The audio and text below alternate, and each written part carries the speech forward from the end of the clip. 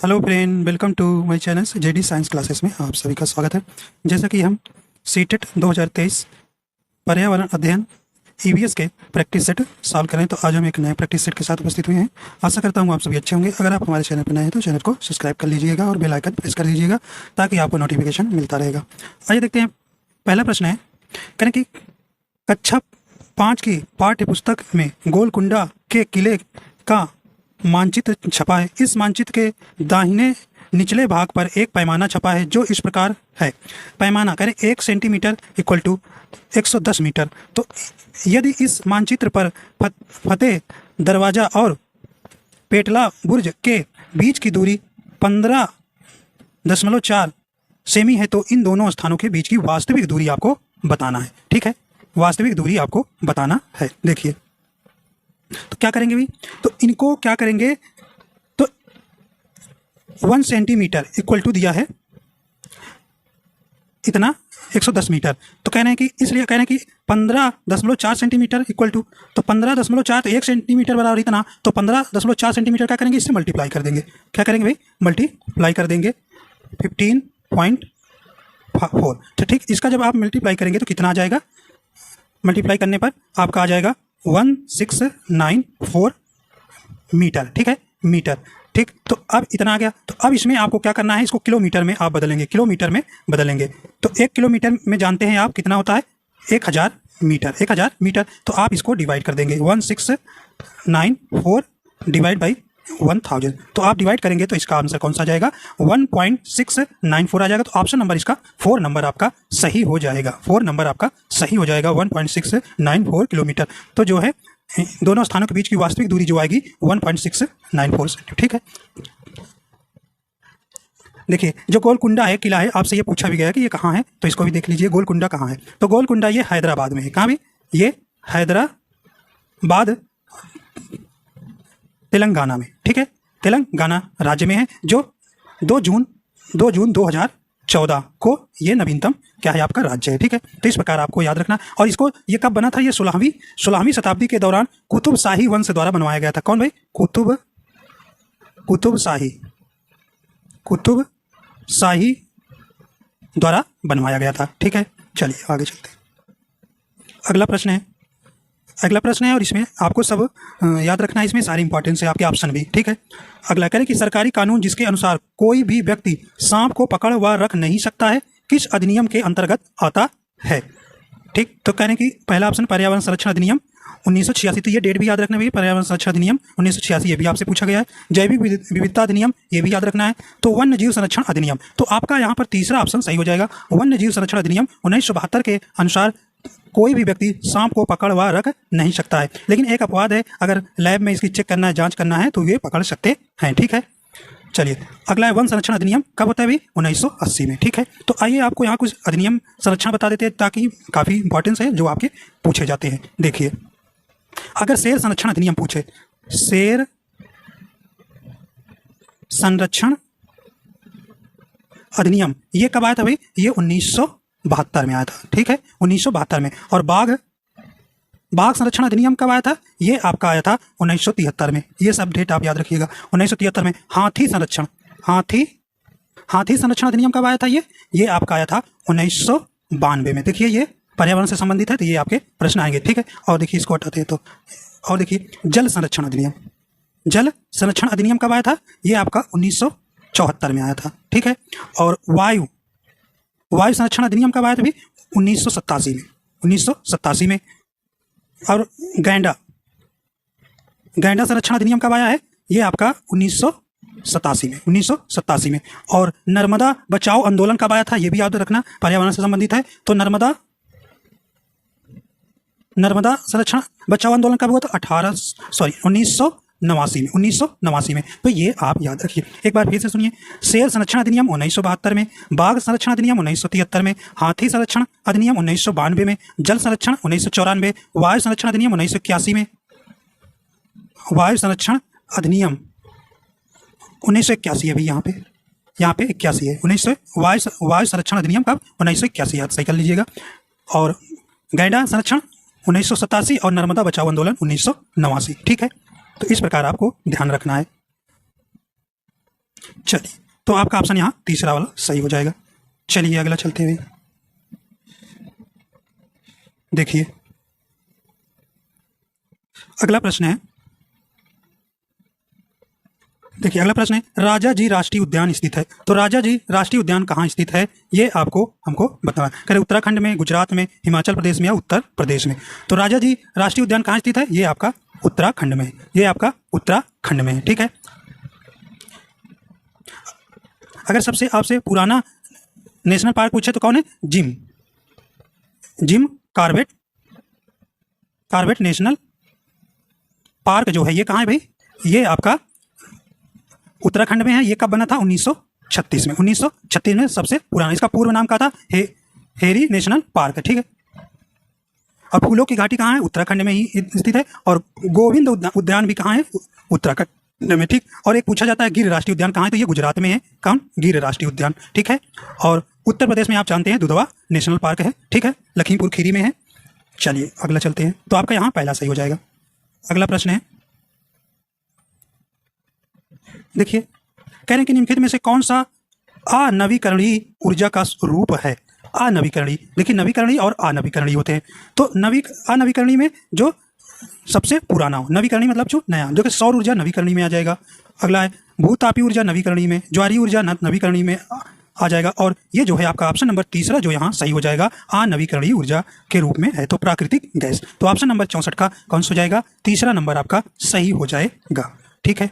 अगला देखिए भाई, केंद्र शासित प्रदेश से, देखिए पहले वाले ही सेट में भी, दूसरे वाले सेट। चलिए, तो अगला करें कि निम्न में से कौन सा केंद्र शासित प्रदेश बंगाल की खाड़ी के तट पर स्थित है। तो बंगाल की खाड़ी पर तट पर स्थित कौन सा है, कहने कि लक्षद्वीप है, नागालैंड है, पुदुचेरी है, दादर और नगर हवेली है। तो यहाँ पे आपका कौन सा सही हो जाएगा, तो सही ऑप्शन कौन सा हो जाएगा भाई, तीसरा नंबर आपका सही हो जाएगा। पुदुचेरी जो है ये कहाँ है, केंद्र शासित प्रदेश बंगाल की खाड़ी के तट पर स्थित है। देखिए बंगाल की खाड़ी के तट पर स्थित जो है केंद्र शासित प्रदेश और भारतीय राज्य कौन कौन से हैं, तो बंगाल की खाड़ी पर। ठीक, तो कौन कौन से बंगाल के, देखिए पश्चिम बंगाल, वेस्ट बंगाल हो गया, उड़ीसा हो गया, आंध्र प्रदेश हो गया, तमिलनाडु हो गया, और पुदुचेरी, और अंडमान व निकोबार द्वीप समूह। क्या भाई, अंडमान व निकोबार द्वीप समूह। तो ये जो है बंगाल की खाड़ी के तट पर स्थित है। ठीक, तो कौन कौन से भाई, पश्चिम बंगाल, उड़ीसा, आंध्र प्रदेश, तमिलनाडु, पुदुचेरी, अंडमान एवं निकोबार द्वीप समूह। अब यहीं पे आपसे अरब सागर से भी लगे भारतीय राज्य और केंद्र शासित प्रदेश भी पूछा जाता है, तो इनको भी आप देख लीजिए। तो कौन कौन से हैं जो अरब सागर से लगते हैं, अरब सागर से, तो आपका गुजरात है, गुजरात हो गया, महाराष्ट्र हो गया, गोवा हो गया, दमन और दीव, कर्नाटक हो गया, केरल हो गया, लक्षद्वीप हो गया। तो ये भाई आते हैं लक्षद्वीप हो गया, दादर और नागर हवेली। तो ये कुछ जो राज्य और केंद्र शासित प्रदेश हैं जो अरब सागर के तट पर स्थित हैं। ठीक, तो इन्हें आप जरूर ध्यान रखिएगा, आपका यहाँ तीसरा ऑप्शन सही हो जाएगा। आइए अगला देखते हैं। अगला प्रश्न है, कहने कि राहुल को जुकाम है, वह अपने पसंदीदा भोजन का स्वाद नहीं ले पा रहा है, क्यों, यह कारण है। कहने कि पैपिले संवेदनशील नहीं है, फिर स्वाद कलिकाएं सूजी हुई हैं, या जुकाम से उसकी सूंघने की अनुभूति प्रभावित हो गई है। तो कौन सा हो जाएगा आपका ऑप्शन नंबर तीसरा यहाँ सही हो जाएगा। चलिए अगला प्रश्न है, देखिए इंपॉर्टेंट प्रश्न है, यानी कि वन्य जीव संरक्षण सप्ताह किस माह के पहले सप्ताह के दौरान मनाया जाता है। तो ये आपका कौन सा सही ऑप्शन हो जाएगा, तो कहने कि अक्टूबर, अप्रैल, जुलाई या मई। सही ऑप्शन कौन सा हो जाएगा, तो ऑप्शन नंबर इसका पहला सही हो जाएगा, अक्टूबर। तो अक्टूबर के प्रथम सप्ताह 1 से लेकर 7 दिन, 1 तारीख से लेकर 7 तारीख तक ये जो है अक्टूबर माह के प्रथम सप्ताह में जो है वन्य जीव संरक्षण सप्ताह मनाया जाता है। तो आपका पहला वाला ऑप्शन भाई यहाँ सही हो जाएगा। ठीक है, तो आप जानते हैं वन संरक्षण अधिनियम कब आया था, 1980 आया था। ठीक है, वन संरक्षण अधिनियम, और वन्य जीव संरक्षण 1972 आया था। ठीक है, देखिए अगर वन महोत्सव सप्ताह पूछा जाए तो आपसे, अगर यहीं पे आपसे वन महोत्सव सप्ताह पूछ लिया जाए तो फरवरी और जुलाई का प्रथम प्रथम सप्ताह में मनाया जाता है। तो कौन? वन महोत्सव सप्ताह। ठीक है, तो आपका यहाँ पहला ही ऑप्शन सही हो जाएगा। चलिए अगला चलते हैं। अगला प्रश्न कह रहे हैं कि जल संग्रहण एवं संरक्षण में योगदान के लिए 2015 में किसने स्टॉकहोम जल पुरस्कार जीता था? तो ये कौन से में ऑप्शन नंबर इसका कौन सा हो जाएगा? कह रहे हैं कि राजेंद्र सिंह, सुंदरलाल बहुगुणा, मेधा पाटकर या पांडुरंग हेगड़े। सही ऑप्शन आपका पहला हो जाएगा राजेंद्र सिंह। ठीक है, राजेंद्र सिंह। ठीक है, देखिए सुंदरलाल बहुगुणा आप उनके बारे में जानते हैं, तो ये जो है चिपको आंदोलन से संबंधित है। किससे भी? चिपको आंदोलन से संबंधित है। और ये कब चिपको आंदोलन चला था? 1973 में। और कहाँ चला था भाई? ये उत्तराखंड में। उत्तराखंड में। तो किससे संबंधित था ये? पेड़ जंगलों को काटा जा रहा था, तो यहाँ जो है महिलाएं और पुरुष क्या हो गए? पेड़ से चिपक गए कि हम पेड़ को काटने नहीं देंगे। ठीक है, और देखिए भाई, देखिए मेधा पाटकर, ये मेधा पाटकर किससे संबंधित है? नर्मदा बचाओ से। क्या भाई? नर्मदा बचाओ आंदोलन से। नर्मदा बचाओ आंदोलन कब हुआ था? 1889 में। 1889 में। ठीक है, 1889 में। तो मेधा पाटकर किससे संबंधित है? नर्मदा बचाओ आंदोलन से। और ये कब हुआ था? 1989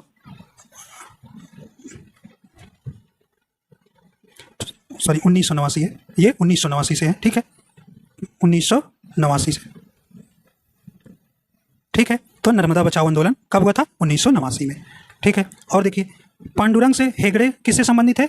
ये किससे संबंधित है? ये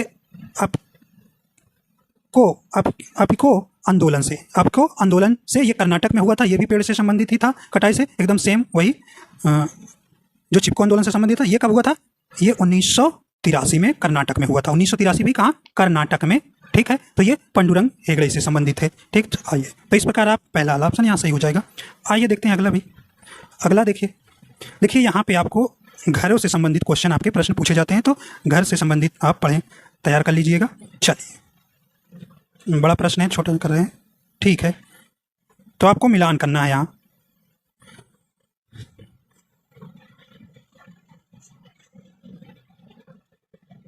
चलिए, कह रहे हैं कि आसम के में कैसे घर बनाए जाते हैं? तो ये किससे भाई? बांस के खंभों पर बने ऊंचे घर जिनकी छतें ढालू होती है। तो ये ऑप्शन नंबर इसका कहाँ जाएगा? 5वां से जाएगा। ए का 5वां। बी कह रहे हैं कि ले लद्दाख, तो ये किससे जाएगा? घर पत्थर के बने जिसकी फर्श जो है और छतें लकड़ी की बनी होती हैं, तो ये आपका पहले में जाएगा। ठीक है, मनाली हिमाचल प्रदेश किस में जाएगा? ये पत्थर की लकड़ी के बने घर जिनकी छतें क्या होती है? ढालूदार होती हैं, आपका दूसरे में जाएगा। क्यों भी? क्योंकि पत्थर ढालूदार क्यों बनाए जाते हैं? क्योंकि यहाँ बर्फ भी पड़ती है और बारिश भी होती है। ढालूदार बनाने से बर्फ जो है उस पर घर के ऊपर नहीं रुकेगी, नीचे गिर जाएगी, इसलिए ढालूदार बनाया जाता है। आइए देखते हैं राजस्थान के बारे में। राजस्थान के किससे जाएगा भी? तो आपका यह मिट्टी की मोटी दीवारों के घर जिनकी छतें कटीली और झाड़ियों की बनी होती है। तो आपका ऑप्शन नंबर इसमें डी का तीसरे में जाएगा। तो कटीली झाड़ियों से बनाया जाता है कहाँ? राजस्थान घर में। तो इस प्रकार आप देखिए नीचे आपका ऑप्शन कौन सा मैच कर रहा है। आइए, तो इस प्रकार आप देख लीजिए कैसे बना। चलिए, ऑप्शन यहाँ नीचे है, तो कौन सा हो जाएगा ये? तो ए का 5वें में, बी का पहले में, सी का दूसरे में और डी का तीसरे में। तो मतलब ए नंबर आपका सही हो जाएगा। ठीक है, चलिए अगला देखते हैं। देखिए, कह रहे हैं कि स्वाद कलिकाओं का सही, देखिए जीभ से संबंधित एनसीईआरटी में आपका साइंस का सिलेबस है, जीभ से संबंधित आपका प्रश्न क्या आता है। ठीक है, तो स्वाद कलिकाओं का सही अनुक्रम जीभ के सिरे से अगल बगल और फिर पीछे तक का क्या होगा? तो जीभ के सारे आपके गुण याद कर लेना है। गुण से भी बनते हैं, इनमें से कौन सा कहेगा जीभ के जो है गुण नहीं है या कार्य नहीं है। ठीक, चलिए, तो इसका सही ऑप्शन कौन सा हो जाएगा? तो सही ऑप्शन कौन सा हो जाएगा? दूसरा नंबर हो जाएगा। पहले मीठा आएगा, नमकीन आएगा, खट्टा आएगा और कड़वा आएगा। ठीक, चलिए अगला प्रश्न देखते हैं। अगला प्रश्न है 71, कह रहे हैं किसी पौधे अथवा जंतु की प्रजाति जिसका गंभीर रूप, आइए भी यहाँ देखते हैं प्रश्न, यहाँ है, थोड़ा से धूमिल है। चलिए, से विलुप्त होने का खतरा हो उसे कहते हैं। तो जिस जानवर या किसी पक्षी का विलुप्त होने का खतरा उसे हम क्या कहते हैं? तो क्या कहते हैं भाई? ये ऑप्शन नंबर इसका पहला हो जाएगा, संकटापत्र प्रजातियां कहलाती हैं। तो ऑप्शन नंबर इसका पहला हो जाएगा। आइए अगला प्रश्न है, यानी कि बृहद गिलहरी की प्रजाति पंचमढ़ी जीवमंडल आरक्षित क्षेत्र तक सीमित है और यह कहीं और नहीं पाई जाती, ऐसी प्रजाति को कहते हैं। तो बताइए भाई, कौन ऐसी प्रजाति को क्या कहते हैं? तो भाई जहाँ एक ही स्थान पाई जाती हैं और कहीं नहीं पाई जाती कह रहे हैं, तो कैसा होगा? वो स्थानीय प्रजाति की होगी। तो ऑप्शन नंबर तीसरा इसका सही हो जाएगा। ऑप्शन नंबर इसका कौन सा हो जाएगा? स्थानिक प्रजाति। तो ऑप्शन नंबर तीसरा आपका सही हो जाएगा, तो गिलहरी की। आइए अगला प्रश्न है, कह रहे कि नौसेना की परेड में लीडर के पीछे चलने वाली टुकड़ियों प्लाटून की संख्या होती है, तो कितनी होती है? तो कितनी इसमें होती है भाई? 4 टुकड़ियाँ होती है। तो ऑप्शन नंबर इसका सेकंड सही हो जाएगा। अगला देखिए, करें कि रोहन आमों की विभिन्न किस्में खरीदने के लिए फलों की मंडी में गया। रोहन द्वारा खरीदे गए आमों का सही समूह को पहचानिए। देखिए ये एनसीईआरटी के बुक का प्रश्न है, तो आपका यहाँ पे ऑप्शन नंबर कौन सा हो जाएगा? ऑप्शन नंबर यहाँ पर सेकंड नंबर सही हो जाएगा, अल्फांसो, केसर, तोतापरी और नीलम। ठीक, तो ऑप्शन नंबर इसका कौन सा हो जाएगा? 74 का सेकंड नंबर सही ऑप्शन हो जाएगा। देखिए अगला, करें कि कोई जनजाति, चलिए कह रहे हैं कि कोई जनजाति एक ऐसे सुस्पष्ट लोगों का समूह होता है जिनकी अपनी जीवन शैली तथा संस्कृति होती है। जारवा जनजाति किस क्षेत्र राज्य की है? तो ये आपसे मुख्यतः जारवा जनजाति पूछ रहा है, ये कहाँ पाई जाती हैं या किस क्षेत्र से हैं? कहें कि अंडमान तथा निकोबार द्वीप समूह, झारखंड, नागालैंड या छत्तीसगढ़। सही ऑप्शन कौन सा हो जाएगा? तो सही ऑप्शन आपका कौन सा हो जाएगा? पहला नंबर आपका सही हो जाएगा। जो जारवा जनजाति होती है वो अंडमान तथा निकोबार द्वीप समूह में पाई जाती है। अंडमान और निकोबार द्वीप समूह में पाई जाती है। अगर आपसे पूछे भारत की सबसे बड़ी जनजाति कौन है, तो कौन है भी? भील है। ठीक है, क्या है? भील है। ठीक, और सेकंड नंबर पे कौन है? गोंड। ठीक है, चलिए अगला प्रश्न है, आइए अगला प्रश्न कहने की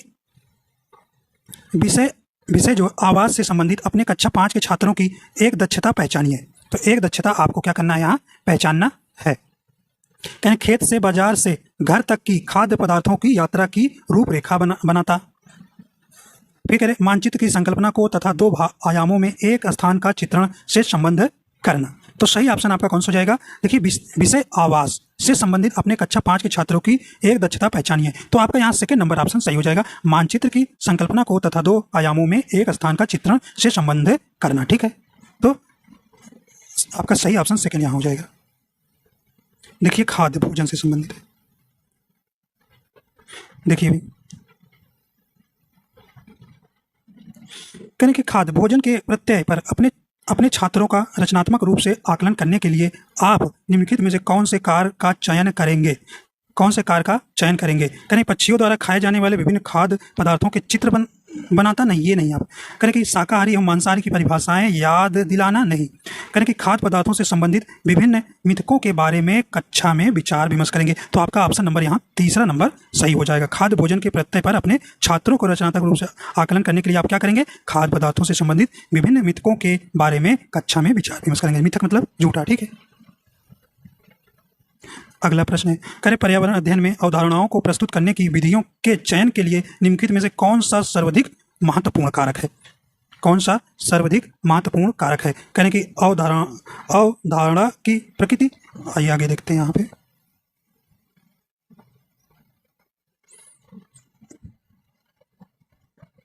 करें कि जीवन अनुभव की समृद्धता या विद्यार्थियों की अधिगम प्राथमिकता वरीयता। तो सही ऑप्शन आपका यहाँ कौन सा हो जाएगा? तीसरा नंबर ऑप्शन सही हो जाएगा। अगला देखते हैं, करें कि पर्यावरण अध्ययन शिक्षण हेतु निम्नलिखित में से किस कारण से समूह चर्चा उपयुक्त विधि है? करें कि किस कारण से जो है समूह चर्चा उपयुक्त विधि है? करें कि अंत वैयक्तिक कौशलों का विकास होता है, बच्चे विभिन्नताओं का सम्मान करना सीखते हैं, या बहुमुखी चिंतन एवं नवीन समाधान में सहायक होता है। तो आपका यहाँ सबसे अच्छा ऑप्शन तीसरा नंबर सही हो जाएगा। बहुमुखी जो है चिंतन, मतलब कि बहुमुखी में समझ रहे हैं चारों ओर से चिंतन और नवीन समाधान में सहायक होगा। कैसे? पर्यावरण अध्ययन शिक्षण हेतु निम्नलिखित में से किस कारण से समूह चर्चा उपयुक्त विधि है? तो समूह चर्चा किस कारण से उपयुक्त विधि है? तो ये आपका तीसरा हो जाएगा, बहुमुखी चिंतन एवं नवीन समाधान में सहायक है। अगला देखिए भी, अगला प्रश्न कह रहे हैं कि कक्षा 5 के छात्रों के लिए परिवार एवं मित्र विषय के लिए एक दक्षता की पहचान कीजिए। एक क्या करना है? दक्षता की पहचान करना है। करें कि सामुदायिक भोजन खाने के कारण का उल्लेख कीजिए, नहीं। फिर करें स्थानांतरण तथा विस्थापन में अंतर स्पष्ट कीजिए। ठीक, अगला करें ग्रामीण तथा शहरी क्षेत्रों में घरों की सामग्री में अंतर स्पष्ट कीजिए। स्पष्ट कीजिए कि विविध प्रकार की वस्तुओं के निर्माण के लिए भिन्न भिन्न औजारों एवं सामग्री की आवश्यकता क्यों होती है? तो नहीं, तो आपका ऑप्शन नंबर सेकंड यहाँ सही हो जाएगा, स्थानांतरण तथा विस्थापन में अंतर स्पष्ट कीजिए। देखिए अगला प्रश्न है, करें कि ईबीएस की पाठ्य पुस्तक में वृत्तांतों को व्यापक रूप में से शामिल किया है। देखिए करें एनसीएफ 2005 के निर्देशों का पालन हो। बिल्कुल ये आपका सही है, ये आपका सही है। फिर करें मूलभूत प्रत्ययों की समझ को बढ़ावा मिले, ये भी आपका सही है। करें कि मूलभूत प्रत्ययों को सीखने में आनंद मिले, ये भी सही है। एनसीएफ यही कहता है कि ऐसा सिखाइए कि बच्चों को आनंद भी मिले। करें कि छात्रों में संप्रेषण के कौशलों का विकास हो, नहीं, तो ये आपका नहीं हो जाएगा। तो ऑप्शन नंबर यहाँ पे कौन सही हो जाएगा? सेकंड नंबर सही हो जाएगा। ए, बी और सी जो है तीनों सही हो जाएगा। अगला देखिए,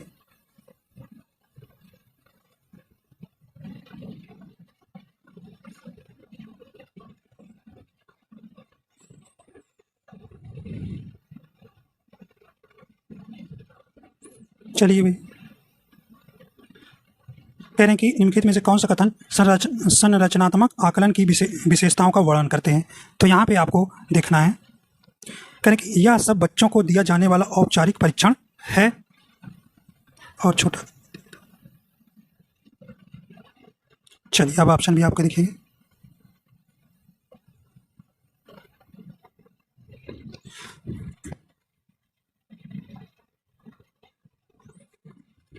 चलिए, तो यह सब बच्चों के लिए जाने वाले औपचारिक परीक्षण है, ठीक, तो ये आपका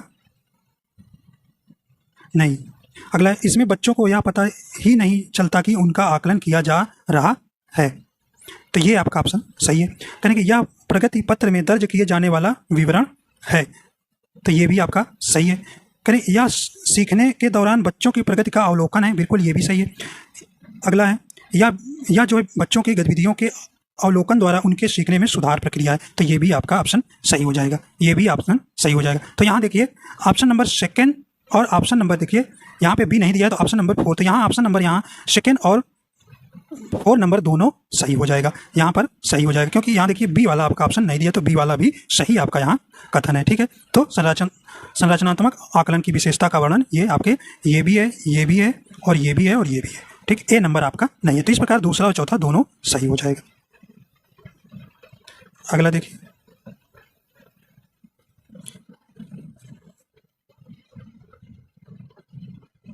करें कि 83 प्रश्न है, करें कि निम्नलिखित में से कौन सा कथन समेकित मूल्यांकन की विशेषताओं का वर्णन करते हैं?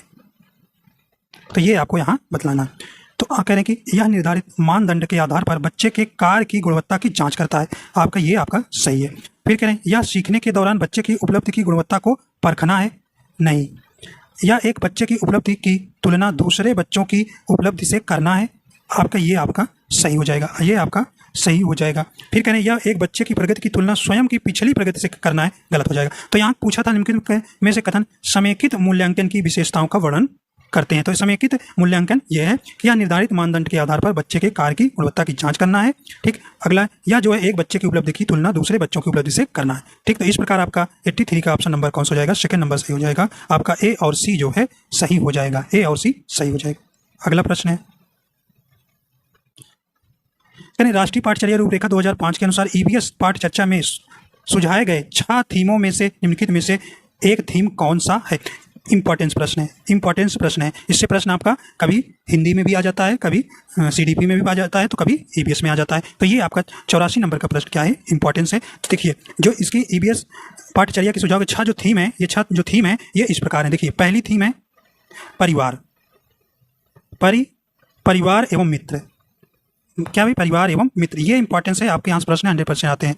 देखिए इसके जो है 4 उप थीम है, तो चारों इसके उप थीम भी लिख देते हैं। उप थीम भी आपसे पूछता है, तो ये पहले वाले का जो 4 उप थीम है, तो पहला क्या है? पहला है आपसी संबंध,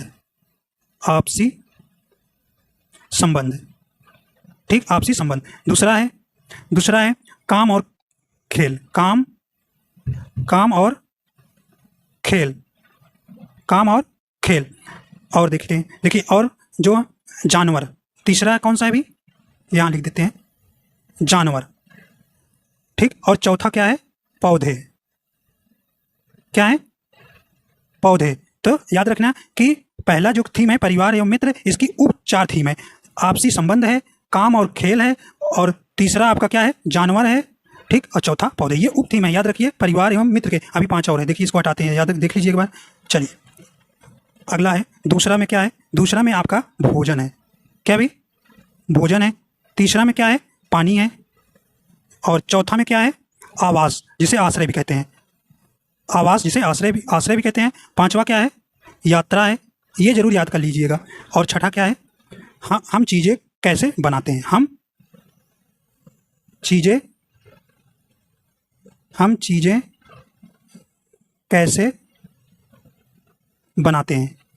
ठीक है, हम चीज़ें कैसे बनाते हैं। तो याद रखिए जो थीम है कौन सी भी, पहला है परिवार एवं मित्र। परिवार और मित्र के चार उप थीम है। पहली है आपसी संबंध, दूसरा है काम और खेल, तीसरा है जानवर और चौथा है पौधे। और देखिए पहली हो गई। दूसरी थीम क्या है? भोजन। तीसरी है पानी। चौथा है आवास या आश्रय। पांचवा है यात्रा और छठा है हम चीज़ें कैसे देखते हैं। ये काफ़ी इंपॉर्टेंट है, ये आपकी परीक्षा में आएगा। ठीक है, इसे ध्यान रखिएगा। चलिए देखिए अब ऑप्शन पे आते हैं। देखिए कह रहे हैं कि पौधे, यहाँ देखिए पौधे तो आपका उप में आ गया। ठीक, तो यहाँ देखिए ऑप्शन नंबर इसका कौन सा हो जाएगा? तीसरा नंबर सही हो जाएगा, आश्रय। ठीक है, आश्रय। ठीक, चलिए अगला देखते हैं। कह रहे हैं कि ईवीएस पाठचर्या में थीम परिवार और मित्र सम्मिलित करता है। तो परिवार और मित्र आपका क्या है? वो विषय है। अभी आपसे बताया, देखिए दो क्वेश्चन इससे मिले, तो क्या भी, तो ऑप्शन नंबर सेकंड हो जाएगा कार्य और खेल। कार्य और खेल, तो परिवार और मित्र का उप विषय क्या है? कार्य और खेल। अभी उसके चार उप विषय बताए, तो वही होगा, तो सेकंड वाला। तो आपका यहाँ ध्यान देना। देखिए इंपॉर्टेंस था इसीलिए इस पर टाइम दिए। देखिए सबिया ने अपने चित्र में आकाश को हरा और पेड़ को नीला रंग किया। उसके शिक्षक को पहले क्या करना चाहिए? चलिए भाई, कहने की पहला सबिया से आकाश और पेड़ के चित्र देखने के लिए कहें और चित्र फिर से बनाने को कहें नहीं। ये अगला कहने दीजिए, सबिया को बताएं कि आकाश नीला होता है और पेड़ हरे होते हैं और उसने गलत रंग बताया। ये भी आपका पहले पूछा है क्या? तीसरा, उसके चित्र की सराहना करें और पूछें कि उसने इन रंगों का चयन क्यों किया। तो आपका ऑप्शन नंबर यहाँ तीसरा नंबर आपका सही होगा। भाई उससे पहले पूछिए, तो उसको सराहना करिए, प्रोत्साहित करिए और पूछिए कि आपने ऐसा क्यों किया। ठीक, ना कि उसको डांटने लगे या ये बताने लगे कि ये ऐसे होता है, ये होता। अगर कहीं उसका कुछ और रीजन हो तो पहले क्या करना है भाई? तो उसको सराहना करेंगे और पूछें कि उसने इन रंगों का चयन क्यों किया। ठीक, सही ऑप्शन तीसरा हो जाएगा। अगला प्रश्न है, कहने कि पर्यावरण अध्ययन का पाठ्यक्रम निम्नलिखित में से किस प्रकार संगठित है। तो किस प्रकार आपको संगठित है यहाँ पर आपको बताना है। तो कौन सा यहाँ ऑप्शन सही हो जाएगा? करें कि बच्चे के निकटस्थ परिवेश से प्रारंभ होकर व्यापक पर्यावरण, तो ये आपका सही है। बच्चे के कहाँ से शुरुआत करना है? आसपास के एरिया से उसे बताना, परिवेश से प्रारंभ करना है और व्यापक तक ले जाना। तो आपका ये नंबर सही हो गया। भी कह रहे हैं व्यापक पर्यावरण से प्रारंभ होकर, भाई बच्चे के व्यापक से नहीं, निकट से, तो गलत हो गया। करें कि स्व के रूप में बच्चे से प्रारंभ होकर स्व के रूप में व्यापक संदर्भ तक, बिल्कुल ये आपका सही है। स्व के रूप में व्यापक, देखिए गलत हो गया। तो आपका ऑप्शन नंबर कौन सा हो जाएगा? यहाँ तीसरा नंबर सही हो जाएगा। ए और सी सही है। ए और सी कूट जो है यहाँ पर सही दिए हुए हैं। ठीक है, चलिए 88 भैया, ये करें निम्नलिखित में से कौन से कथन बच्चों के पर्यावरण से सीखने के बारे में सर्वाधिक उपयुक्त है। चलिए सर्वाधिक उपयुक्त आपको यहाँ बतलाना है। करें बच्चे अपने प्रयासों से अकेले सीखते हैं। करें बच्चे पर्यावरण से अंतःक्रिया द्वारा सीखते हैं। तो आपका ऑप्शन यहाँ पर कौन सा हो जाएगा? बी नंबर यहाँ सही हो जाएगा। बी नंबर सही हो जाएगा, मतलब सेकंड नंबर आपका यहाँ सही हो जाएगा। ठीक, यहाँ ABCD आप सेकंड कर सकते हैं। तो बच्चे पर्यावरण से अंतःक्रिया द्वारा क्या करते हैं? सीखते हैं। देखिए भाई 89 नंबर क्वेश्चन, करें कि अंतरा को अकेले पहेली हल करना मुश्किल लग रहा था, लेकिन अपने बड़े भाई प्रसून के साथ वह कुछ ही मिनटों में पहेली को आसानी से सुलझा सकी। इसका कारण निम्नलिखित में से क्या हो सकता है। तो सही ऑप्शन इसका कौन सा हो जाएगा भी? तो ऑप्शन नंबर इसका सेकंड नंबर सही हो जाएगा। बच्चे वयस्क के सहारे द्वारा दिए गए इसके फोल्डिंग से समीपस्थ विकास के क्षेत्र को पार कर लेते हैं। तो आपका यहाँ सेकंड नंबर ऑप्शन सही हो जाएगा। अगला देखिए अगला प्रश्न है, कहें कि प्राथमिक स्तर पर EVS में पाठ्यक्रम इस तरह से व्यवस्थित किया जाता है कि यह शुरू होता है। तो यहाँ पे आपका कौन सा सही हो जाएगा? कहाँ से भी? तो आपका ऑप्शन नंबर इसका पहला सही हो जाएगा, सीखने वाले के तत्काल परिवेश से। ठीक है, तो इस प्रकार आपके कुल 30 क्वेश्चन पूरे हो जाते हैं। तो आप इन प्रश्नों को करके जाइए, रिवाइज करके जाइए, प्रीवियस ईयर जरूर लगाइए। आपको 100% प्रीवियस ईयर लगाएंगे तो आपको पता चलेगा प्रश्न कैसे आ रहे हैं, कैसे पूछे जा सकते हैं। तो आप प्रैक्टिस सेट करिए, प्रीवियस ईयर लगाइए। ठीक है, तो तब आपके नंबर आपके 28 से 30 आपके नंबर आ जाएंगे EVS में। ठीक, तो इस प्रकार आशा करता हूँ आपको पसंद आया। अगर आप हमारे चैनल पर नए हैं तो चैनल को सब्सक्राइब कर लीजिएगा। आपको हम डेली एक प्रैक्टिस सेट दे ही रहे हैं। ठीक, वीडियो देखने के लिए आपका बहुत बहुत धन्यवाद।